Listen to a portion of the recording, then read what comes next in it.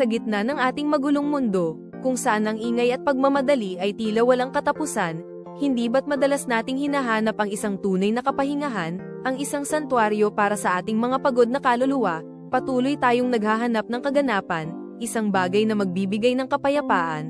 Nasaan ito matatagpuan? Ngunit mayroong isang pag-asa, ang ating mapagmahal na Diyos ay hindi kailanman nais na mamuhay tayo sa pagkabahala. Sa halip, nais niyang maranasan natin ang kanyang kapahingahan, isang kaganapan na nagmumula lamang sa kanya. Siya ay naghahanda ng isang tahanan para sa atin, isang espiritual na tirahan kung saan ang lahat ng ating pasanin ay maglalaho at mapapalitan ng kanyang kapayapaan. Ito ang lugar kung saan tunay tayong nabibilang. Ito ang kanyang paanyaya at matamis na pangako na matatagpuan sa Deuteronomio Kapitulo 12, talatang 11. Kapag nakarating na kayo sa lugar na pipiliin ng Panginoon ninyong Diyos, ay ihahandog ninyo roon ang lahat ng iniutos ko sa inyo. Hindi lamang ito tungkol sa isang pisikal na lugar, kundi sa isang relasyon, isang pag-uwi sa piling ng Ama. Sa kanyang piling, matatagpuan natin ang tunay na kapahingahan at kasiyahan na hinahanap ng ating kaluluwa.